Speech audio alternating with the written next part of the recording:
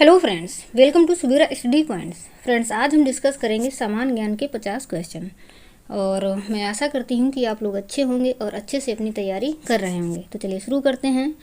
और उसके अलावा अगर आप लोग चैनल पर नए हैं तो चैनल को सब्सक्राइब कर लें। चलिए देखते हैं। पहला क्वेश्चन है, मौर्य राजवंश की स्थापना मगध में हुई थी, जो वर्तमान में के नाम से जाना जाता है। मतलब मगध को वर्तमान में किस नाम से जाना जाता है। तो फ्रेंड्स, जब हमने पढ़ाया था आप लोगों को मौर्य साम्राज्य, तो बताया था कि मौर्य साम्राज्य की स्थापना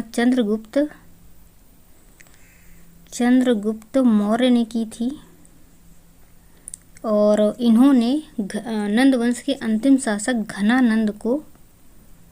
घनानंद को पराजित करके मौर्य साम्राज्य की स्थापना की थी। और मगध की उस समय जो राजधानी थी वो पाटलिपुत्र थी, जो कि वर्तमान बिहार में है। तो मगध को वर्तमान में बिहार के नाम से जाना जाता है। चलिए अगला क्वेश्चन है, उस ब्रिटिश गवर्नर जनरल का नाम बताएं जिन्होंने भारत में रेलवे का शुभारंभ किया था। तो भारत में रेलवे का शुभारंभ किसने किया था? Lord Auckland, Sir Charles Metcalfe and Lord Hasting या फिर लॉर्ड डलहौजी ने। तो रेलवे का शुभारंभ भारत में किया था लॉर्ड डलहौजी ने। इसके अलावा डलहौजी ने डाक व्यवस्था का भी शुभारंभ किया था। डाक व्यवस्था और हड़प नीति भी इसी ने लागू की थी। मतलब हड़प नीति की शुरुआत डलहौजी ने ही की थी, हड़प नीति। तो इसे भी याद रखेंगे, डाक व्यवस्था और हड़प नीति, क्योंकि इससे भी इससे संबंधित भी क्वेश्चन एग्जाम में पूछ लिए जाते हैं। अगला क्वेश्चन है, तीसरी बौद्ध परिषद किस शहर में आयोजित की गई थी? तो सभी को पता है कि जो बौद्ध परिषद हैं या बौद्ध संगीतियाँ हैं वो 4 बौद्ध संगीतियाँ हुई थीं और इसमें तीसरी बौद्ध संगीति या बौद्ध परिषद किस शहर में आयोजित की गई थी? यांगून, पाटलिपुत्र, वैशाली या फिर राजगीर। तो तीसरी बौद्ध संगीति की अगर बात करें तो ये की गई थी पाटलिपुत्र में और राजगीर में होती है पहली बौद्ध संगीति 483 बीसी में। 483 बीसी में राजगृह में या राजगीर में पहली बौद्ध संगीति होती है और उस समय जो राजा थे अजात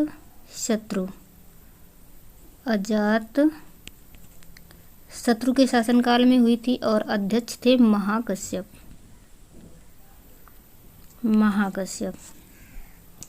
उसके बाद जो दूसरी बौद्ध संगीति है वो हुई थी वैशाली में। ये हुई थी 383 बीसी, मतलब इससे 100 साल बाद होती है, 383 बीसी में। और इस समय जो राजा था वो था कालाशोक और अध्यक्ष थे सबाकामी।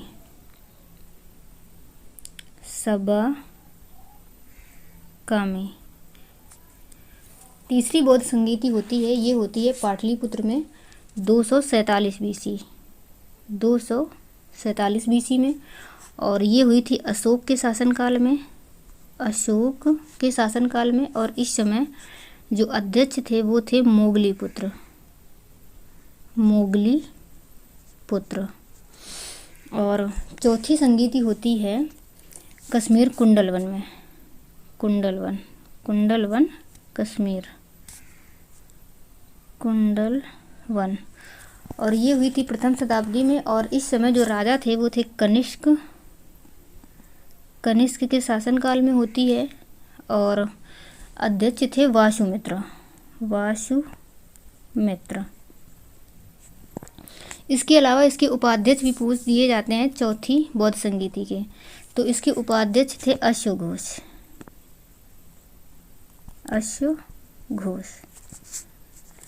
तो इसका जो हमारा आंसर सही हो जाएगा वो हो जाएगा पाटलिपुत्र, क्योंकि इसमें तीसरी बौद्ध संगीति पूछा है।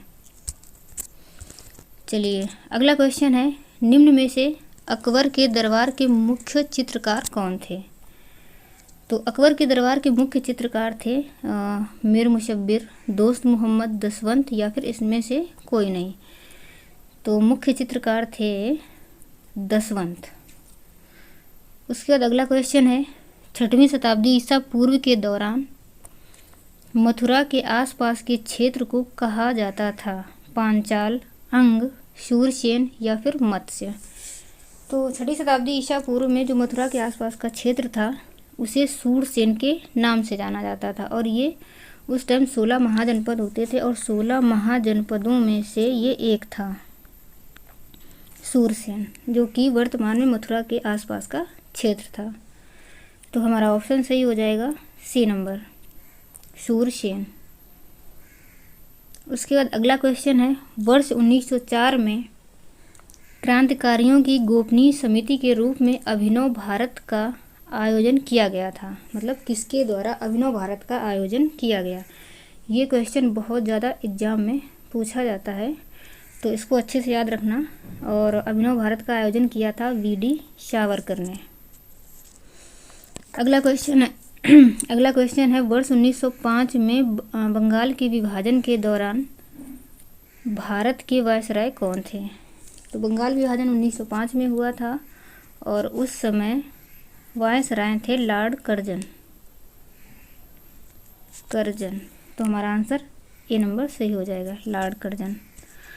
उसके बाद अगला क्वेश्चन है, निम्नलिखित में से किस क्रांतिकारी द्वारा द फिलॉसफी ऑफ बॉम्ब नामक पुस्तक नामक प्रसिद्ध लेख लिखा गया है? तो ऑप्शन दिए हुए हैं यशपाल, भगवती चरण बोहरा, भगत सिंह या फिर शूरसेन। तो इस लेख को लिखा था भगवती चरण बोहरा ने। तो इसका हमारा ऑप्शन सही हो जाएगा भगवती चरण बोहरा।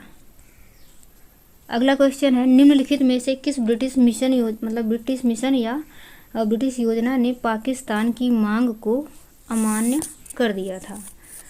तो इसको अमान कर दिया था कैबिनेट मिशन ने। कैबिनेट मिशन 24 मार्च 1946 को भारत आता है और पाकिस्तान की मांग कर रहे थे जो मुस्लिम लीग, तो पाकिस्तान की मांग को कैबिनेट मिशन ने अमान्य कर दिया था। अगला क्वेश्चन है, किसने घोषणा की थी कि 30 जून 1948 तक ब्रिटिश द्वारा भारत को स्वतंत्रता प्रदान कर दी जाएगी? Winston Churchill, Lord Mountbatten, Lord Wavell या फिर क्लीमेंट एटली? तो ये घोषणा की थी क्लीमेंट एटली ने। इन्होंने कहा था कि 30 जून 1948 तक ब्रिटिश द्वारा भारत को स्वतंत्र कर दिया जाएगा। अगला क्वेश्चन है, निम्न में से कौन सा भारत का सबसे पुराना तेल उत्पादक राज्य है? ऑप्शन है हमारे उड़ीसा, झारखंड, असम, मध्य प्रदेश। तो भारत का सबसे पुराना तेल उत्पादक राज्य है असम। अगला क्वेश्चन है, भूजल रिसाव के द्वारा रिचार्ज हो जाता है। कुछ स्थानों पर भूजल भौम जल स्तर के नीचे कठोर चट्टान की परतों के बीच होता है, इस चट्टान को कहते हैं? तो ऑप्शन दिए हुए हैं एक्वीफर, बारिश का पानी, तालाब, अंतर्जली। तो जो इस चट्टान को कहते हैं एक्वीफर या फिर जनव्रत, इसी को कहते हैं। चलिए अगला क्वेश्चन है, निम्नलिखित दक्षिणी अमेरिकी राष्ट्रों में से किसमें दक्षिणी अमेरिकी क्षेत्र का सबसे बड़ा वन क्षेत्र है? Guyana, Brazil, Colombia, Ecuador. तो दक्षिणी अमेरिका का सबसे बड़ा वन क्षेत्र है ब्राज़ील में, क्योंकि जो दक्षिणी अमेरिका है वो इस तरीके से ऐसे बना हुआ है और जो ब्राज़ील है वो दक्षिण अमेरिका का सबसे बड़ा देश भी है। इसका क्षेत्र कम से कम कुछ इस तरीके से है और यहाँ से विषुवत रेखा निकलती है और जो अमेजन नदी है वो भी ब्राज़ील में प्रवाहित होती है। तो यहाँ पर वर्षा काफ़ी ज़्यादा होती है, इस कारण से इस रीजन में इस वाले क्षेत्र में काफ़ी ज़्यादा वन क्षेत्र पाया जाता है। तो दक्षिणी अमेरिका का सबसे बड़ा वन क्षेत्र ब्राज़ील में है। चलिए अगला क्वेश्चन है, निम्नलिखित में से प्रायद्वीपीय भारत की सबसे बड़ी नदी कौन सी है? तो ये मैंने बताया था पिछले वीडियो में आप लोगों को कि प्रायद्वीपीय भारत की सबसे बड़ी नदी है गोदावरी। बाकी इन सभी नदियों के बारे में मैंने पिछले वीडियो में डिटेल में चर्चा की थी, तो अगर आप लोगों ने वो वीडियो नहीं देखा है तो उस वीडियो को भी देख लें। चलिए अगला क्वेश्चन है, निम्नलिखित में से कौन सी नदी यमुना नदी की सहायक नदी है। ये क्वेश्चन भी हमने बताया था कि यमुना नदी की जो सहायक नदी है, इसमें पूछा यमुना नदी की सहायक नदी नहीं है। तो हमने बताया था कि यमुना नदी की सहायक नदियाँ होती हैं बेतवा, केन और चंबल, और ये तीनों ही नदियाँ मालवा के पठार से निकलती हैं, विंध्याचल श्रेणी से, और यमुना नदी में मिल जाती हैं। तो इसमें हमारा ऑप्शन सही हो जाएगा कल्याणी, क्योंकि ये यमुना की सहायक नदी नहीं है। चलिए अगला क्वेश्चन है, योगक्षेम वहाम में हम किसका आदर्श वाक्य है। भारतीय स्टेट बैंक, SBI का, या फिर LIC ऑफ इंडिया, या फिर लोकसभा, या प्रधानमंत्री कार्यालय का। तो इसका ऑप्शन सही हो जाएगा, ये जो योगक्षेम वहाम आदर्श वाक्य है ये है LIC का, मतलब भारतीय जीवन बीमा निगम का। तो इसको याद रखना। अगला क्वेश्चन है, किसी देश के आंतरिक प्रदेश के भीतर उत्पादित सभी तैयार माल और सेवाओं के एक वर्ष में मापे गए बाजार भाव को क्या कहते हैं। ऑप्शन दिए हुए हैं, बाजार मूल्यों पर सकल घरेलू उत्पाद, उत्पादन लागत पर GDP, बाजार मूल्य पर निवल घरेलू उत्पाद, उत्पादन लागत पर NDP। तो किसी भी देश के आंतरिक प्रदेश के भीतर उत्पादित सभी तैयार माल और सेवाओं के एक वर्ष में मापे गए बाजार भाव को हम कहते हैं बाजार मूल्यों पर सकल घरेलू उत्पाद। तो हमारा ऑप्शन ए सही हो जाएगा। अगला क्वेश्चन है, कौन सा क्षेत्र भारतीय अर्थव्यवस्था का आधार है। तो ये भी मैंने बताया था, एक जब मैंने इकोनॉमी का प्रैक्टिस सेट करवाया था उसमें हमने बताया था कि भारतीय अर्थव्यवस्था का जो आधार है वो कृषि है। चलिए अगला क्वेश्चन है, सिल्क रूट के बारे में निम्नलिखित में से कौन से कथन सत्य हैं। इसको थोड़ा छोटा कर लेते हैं ताकि पूरा दिख जाए। चलिए ऑप्शन दिए हुए, सिल्क रूट का उपयोग केवल रेशम व्यापार के लिए किया जाता था, मार्ग सांस्कृतिक चरण के लिए बढ़िया चैनल के रूप में भी कार्य करता था। तो ये भी सही है और ये भी सही है। सिल्क रूट पूर्वी, पश्चिमी, उत्तरी और दक्षिणी सिल्क रूट में बढ़ जाता था। ये भी ऑप्शन सही हो जाएगा। उसके बाद दक्षिणी सिल्क रूट पर खोतान एक सबसे महत्वपूर्ण स्थान था। तो इसके ऑप्शन चारों ही सही हो जाएंगे, इसलिए हमारा ऑप्शन डी सही हो जाएगा। अगला क्वेश्चन है, प्रदत्त समयावधि में वस्तुओं के निर्यात के मूल्य और आयात के मूल्य के मध्य के अंतर को कहा जाता है। तो इसका हमारा ऑप्शन सही हो जाएगा व्यापार संतुलन। मतलब प्रदत्त समयावधि में अगर वस्तुओं का जो निर्यात का मूल्य होता है और आयात के मूल्य दोनों के अंतर को व्यापार संतुलन कहा जाता है। अगला क्वेश्चन, भारतीय संविधान के आर्टिकल 326 के अनुसार हर राज्य की विधानसभा और विधान परिषद के चुनाव वयस्क मताधिकार के आधार पर होंगे। वयस्क मताधिकार से तात्पर्य है कि प्रत्येक भारतीय नागरिक की उम्र चुनाव में भाग लेने के लिए कितने वर्ष होनी चाहिए। तो ये तो सभी को पता होगा कि चुनाव में भाग लेने के लिए उम्र 18 वर्ष होनी चाहिए। चलिए अगला क्वेश्चन है, निम्न में से कौन सा कथन गलत है। राज्यपाल राज्य की विधान परिषद का स्थगन कर सकता है। ये सही है कि जो राज्यपाल है वो राज्य की विधान परिषद का स्थगन कर सकता है। इसके बाद अगला है, राज्यपाल राज्य की विधानसभा का स्थगन कर सकता है, मतलब राज्यपाल विधान परिषद का भी स्थगन कर सकता है और विधानसभा का भी स्थगन कर सकता है। अगला ऑप्शन है, राज्यपाल राज्य की विधान परिषद को भंग कर सकता है। तो ये ऑप्शन गलत हो जाएगा, क्योंकि जो राज्यपाल है वो राज्य की विधान परिषद को भंग नहीं कर सकता, सिर्फ स्थगन कर सकता है। अगला ऑप्शन है, राज्यपाल राज्य की विधानसभा को भंग कर सकता है। तो राज्यपाल राज्य की विधानसभा का स्थगन भी कर सकता है और उसे भंग भी कर सकता है। और इसमें पूछा गया कौन सा कथन गलत है, तो सी नंबर गलत है, इसलिए जो हमारा आंसर है वो सी ही सही हो जाएगा। अगला क्वेश्चन है, भारतीय संविधान का अनुच्छेद 22 निम्न में से किससे संबंधित है? ऑप्शन देख लेते हैं। धर्म, प्रजाति, जाति, लिंग या जन्म स्थान के आधार पर भेदभाव का निषेध, सार्वजनिक रोजगार के मामलों में अवसर की समानता, कुछ मामलों में गिरफ्तारी और हिरासत के खिलाफ संरक्षण। तो आर्टिकल 22 में आर्टिकल 22 इसी से संबंधित है, कुछ मामलों में गिरफ्तारी और हिरासत के खिलाफ संरक्षण से। तो हमारा ऑप्शन सी सही हो जाएगा। अगला क्वेश्चन है 1975 में आपातकाल के समय भारत के राष्ट्रपति कौन थे? तो 1975 में जब आपातकाल लगा था उस समय भारत के राष्ट्रपति कौन थे? आर वेंकटरमन, के आर नारायणन, मोहम्मद हिदायतुल्लाह या फिर फखरुद्दीन अली अहमद।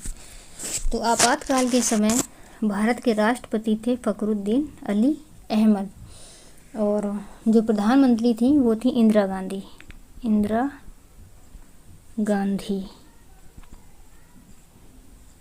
तो याद रखना कि अगर प्रधानमंत्री पूछे तो इंदिरा गांधी और राष्ट्रपति पूछे तो फखरुद्दीन अली अहमद। उसके बाद अगला क्वेश्चन है निम्न में से कौन सा कथन सही है? 1975 में आपातकाल के समय गुलजारी लाल नंदा भारत के प्रधानमंत्री थे और 1975 में आपातकाल के समय इंदिरा गांधी भारत की प्रधानमंत्री थी, या फिर 1975 में आपातकाल के समय चरण सिंह भारत के प्रधानमंत्री थे, या फिर मोरारजी देसाई भारत के प्रधानमंत्री थे। तो अभी मैंने बताया कि 1975 के आपातकाल के समय इंदिरा गांधी भारत की प्रधानमंत्री थी। तो हमारा ऑप्शन बी नंबर सही हो जाएगा। अगला क्वेश्चन है मोनोमर कैप्रोलैक्टम का किस बहुलक को प्राप्त करने के लिए बहुलकीकरण किया जाता है? तो इसका बहुलकीकरण किया जाता है नायलॉन 6 को प्राप्त करने के लिए। शक्ति की भौतिक मात्रा की विमा है, तो शक्ति की भौतिक मात्रा की विमा होती है Ml2T-3। CaSO4 × 2H2O का रासायनिक सूत्र है, मतलब ये CaSO4 × 2H2O किसका रासायनिक सूत्र है? तो ये रासायनिक सूत्र है जिप्सम का। अगला क्वेश्चन नियॉन लैंप का आविष्कार द्वारा किया गया था, मतलब जो नियॉन लैंप है इसका आविष्कार किसके द्वारा किया गया था? तो ये आविष्कार इसका किया था जॉर्जेस क्लाउड ने। उसके बाद अगला क्वेश्चन है निम्नलिखित में से कौन सा अंग अप्रयुक्त या क्षतिग्रस्त बिंबाणु को हटाने में सक्षम है? तो सक्षम है इनको हटाने में तिल्ली, मतलब जो शरीर के अप्रयुक्त या क्षतिग्रस्त बिंबाणु होते हैं उनको हटाने में तिल्ली सक्षम है। तो ऑप्शन हमारा सी सही हो जाएगा। अगला क्वेश्चन है वास्को डी गामा ने भारत के समुद्री मार्ग की खोज की थी। तो समुद्री मार्ग की खोज वास्को डी गामा ने कब की थी? ये की थी 1498 में। अगला क्वेश्चन है अमीर खुसरो द्वारा रचित कविता छाप तिलक सब छीनी किस भाषा में है? तो इनकी जो कविता है छाप तिलक सब छीनी ये कविता है ब्रज भाषा में। इसके अलावा अमीर खुसरो को तोता ए हिंद के नाम से जाना जाता है, तोता ए हिंद, और इन्हें खड़ी बोली का प्रवर्तक माना जाता है और ये एक ऐसे पहले मुस्लिम हैं जिन्होंने हिंदी भाषा का प्रयोग खुलकर किया। इसका आंसर हमारा सही हो जाएगा ब्रज भाषा। विश्व स्वास्थ्य दिवस किस दिन मनाया जाता है? तो विश्व स्वास्थ्य दिवस मनाया जाता है 7 अप्रैल को। तो हमारा ऑप्शन बी सही हो जाएगा। उसके बाद अगला क्वेश्चन है ब्यूनस आयर्स किस देश की राजधानी है? बोलीविया की, वेनेजुएला की, अर्जेंटीना की या फिर ब्राज़ील की? तो ब्यूनस आयर्स राजधानी है अर्जेंटीना की। ऑप्शन हमारा सी सही हो जाएगा। उसके अलावा जो वेनेजुएला है इसकी राजधानी काराकस है, काराकस, और ब्राज़ील की राजधानी है ब्राजीलिया, और बोलीविया की बात करें तो इसकी राजधानी है लापाज। चलिए अगला क्वेश्चन है राष्ट्रीय उद्यान में सबसे अधिक एक सींग वाले गैंडे पाए जाते हैं, मतलब किस राष्ट्रीय उद्यान में एक सींग वाले गैंडे पाए जाते हैं? तो ये पाए जाते हैं काजीरंगा, और काजीरंगा ये राष्ट्रीय उद्यान कहाँ पर है? ये है असम में, असम। रणथंभौर कहाँ पर है? ये है राजस्थान में, बांदीपुर ये है कर्नाटक, और जिम कॉर्बेट ये है उत्तराखंड में। तो इसका जो हमारा ऑप्शन है ये सही हो जाएगा, काजीरंगा। उसके बाद इम्फाल किस भारतीय राज्य की राजधानी है? मणिपुर, त्रिपुरा, नागालैंड, सिक्किम। तो इम्फाल राजधानी है मणिपुर की। उसके अलावा जो त्रिपुरा है इसकी राजधानी है अगरतला। सिक्किम की राजधानी है गंगटोक, और नागालैंड की राजधानी है कोहिमा। इसका हमारा ऑप्शन सही हो जाएगा, इम्फाल राजधानी है मणिपुर की। अगला क्वेश्चन है, हार्नबिल महोत्सव निम्न में से किस राज्य में मनाया जाता है? तो हार्नबिल महोत्सव मनाया जाता है नागालैंड में। और पश्चिम बंगाल का जो प्रमुख त्यौहार है वो है दुर्गा पूजा। बिहार का छठ पूजा, और सिक्किम का प्रसिद्ध त्यौहार है लोसांग।